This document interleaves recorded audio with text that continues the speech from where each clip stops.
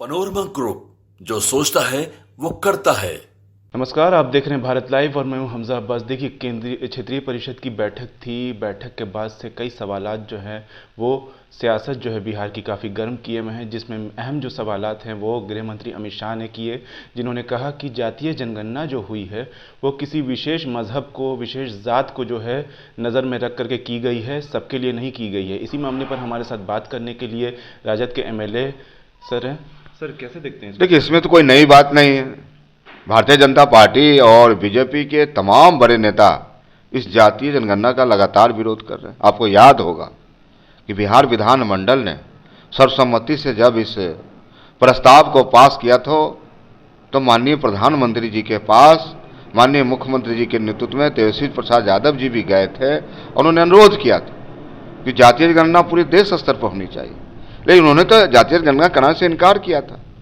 आप और देश के तमाम लोगों और बिहार के लोगों ने जो ये जातीय जनगणना का निर्णय बिहार सरकार का हुआ, माननीय मुख्यमंत्री जी का हुआ, तो एक साहसिक कदम है। आज पूरा देश इनकी नजर देख रही है कि किस प्रकार से जातीय जनगणना हुआ और उनकी हिस्सेदारी की बात हो रही है, जो आज़ादी के 75 साल के बाद भी समाज के मुख्य धारा से काफ़ी दूर है। उनको आगे लाने की बात हो रही है, तो इसमें गलत क्या है? जो समाज वंचित समाज है उसको आगे लाना, अंबेडकर साहब क्या सोचते थे? बापू गांधी जी ने इस देश का सपना किस रूप में देखा था? आज उसी को साकार करने के लिए बिहार सरकार, माननीय नीतीश कुमार जी, माननीय उप मुख्यमंत्री तेजस्वी प्रसाद यादव जी लगातार काम कर रहे हैं। आज बिहार में रोजगार की बात हो रही है, आज देश स्तर पर चर्चा हो रही है। नौजवान छात्र युवा लगातार तेजस्वी यादव जी में जो टैलेंट है, जो प्रतिभा है, उनके तरफ देख रहे हैं। देश आशा बड़ी बड़ी निगाह से बिहार को देखने का काम कर रहे हैं। तो हम समझते हैं भारतीय जनता पार्टी और एनडीए के तमाम नेता, माननीय अमित शाह जी, गृह मंत्री जी भी जब बिहार आए तो जिस प्रकार से बिहार में एवोल्यूशन हो रहा है, बिहार आगे जा रहा है, और हमें लगता है कि जातीय जनगणना होने के बाद इनकी जड़ बिल्कुल हिल चुकी है। ये जान रहे हैं कि बिहार में कुछ होने वाला नहीं है। बिहार एक ऐसा स्टेट है जो ज्ञान देता है, जो दिशा देता है। बापू ने भी इसी धरती को चुना था और महात्मा गांधी ने चंपारण की धरती से अंग्रेजों भारत छोड़ो और भगाने का काम किया था। उसी प्रकार से बिहार ने निर्णय लिया है, भाजपा देश छोड़ो बिहार छोड़ो, इस नारा के साथ आगे बढ़ रहा है। बीजेपी कह रही है सर, जो 3 राज्यों में जो रिजल्ट आए बीजेपी के फेवर में, कह रही है कि ये तो अभी झांकी थी, बिहार अभी बाकी है। और देखिए, भारतीय जनता पार्टी के तमाम नेता मुंगेरी लाल के हसीन सपने नहीं देखे।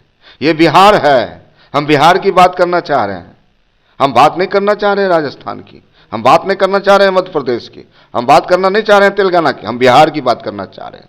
बिहार एक ऐसा स्टेट है जहां अंबेडकर साहब के विचारों को अगर किसी ने जन जन तक पहुंचाने का काम किया है तो माननीय लालू प्रसाद यादव जी। आज गरीबों की बात हो रही है, कमजोरों को ताकत दी जा रही है, नौजवानों को रोजगार दी जा रही है, तो लगातार बिहार आगे बढ़ रहा है। और हम समझते हैं भारतीय जनता पार्टी की इस बिहार में दाल गलने वाली नहीं है। आने वाला 2024 में लोगों ने मन बनाया है कि भाजपा को भगाना है और इस देश को बचाना है, संविधान को बचाना है। सर, अमित शाह एक और बड़ी इल्ज़ाम लगा के गए हैं कि कांग्रेस जो है भ्रष्टाचारियों की पार्टी है, जो कि बड़े बड़े भ्रष्टाचार कर रही है। साथ ही साथ उसके जो गठबंधन के साथी हैं वो उस पर नहीं सवाल उठा रहे हैं, किसी भी तरह का बयान नहीं दे रहे हैं, उससे बच रहे हैं। इसका मतलब ये है कि वो लोग भी उसके साथ हैं भ्रष्टाचार। देखिए, भारतीय जनता पार्टी में जो भी दल उनके साथ मिल जाता है, घुल जाता है, तो उनको मोदी वॉशिंग पाउडर से धो दिया जाता है।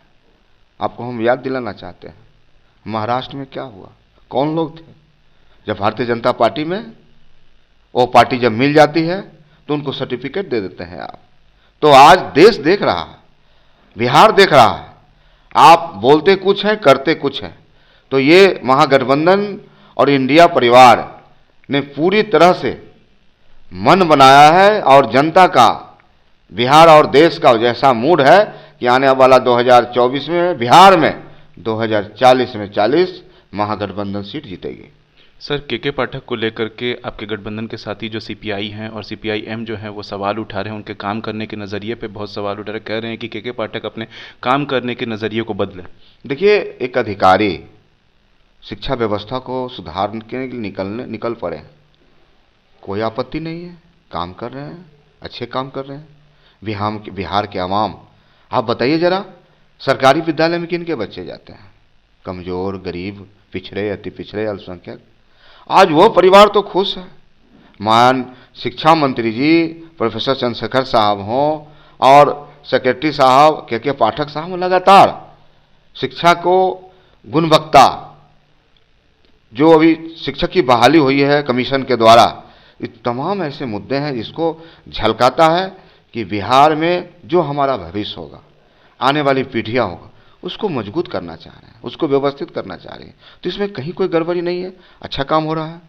आने वाले चुनाव में सर इंडिया गठबंधन मजबूत है? इंडिया गठबंधन पूरे बिहार में 40 के 40 सीट पूरी ताकत के साथ, एकता के साथ बिहार में जीतने जा रही है। ये थे हमारे साथ आरजेडी के एमएलए रणविजय साहू, जो साफ साफ कह रहे थे कि बीजेपी जो है वो अपने आप को एक वॉशिंग मशीन समझती है कि जो भी बीजेपी में जाता है वो साफ धुल जाता है, और जो अपोजिशन पार्टी है वो भ्रष्टाचार में लिप्त है, वो सिर्फ अपने आप को पाक साफ समझती है, बाकी सबको जो समझती है कि भ्रष्टाचार हैं, लूट खसोट कर रहे हैं या रिश्वतखोरी कर रहे हैं। ऐसी तमाम अपडेट्स के लिए देखते रहिए भारत लाइव। शुक्रिया। अगर ये वीडियो पसंद आई और वह बिहार के राजनीति और बिहारियत से सरोकार रखेनी तो सब्सक्राइब बटन दबा के चैनल के सब्सक्राइब कर ली। ओजे एगो घंटी बा, ओकरा बटन दबा देला से कुल सटीक और मारक खबर रुआ मुफ्त में मिल जाई। अगर रुआ पत्रकारिता के हमनी के नया प्रयोग में सहयोग कर चाहतानी तो ज्वाइन बटन दबा दी। पेटीएम नंबर नोट कर ली 9386816700। धन्यवाद।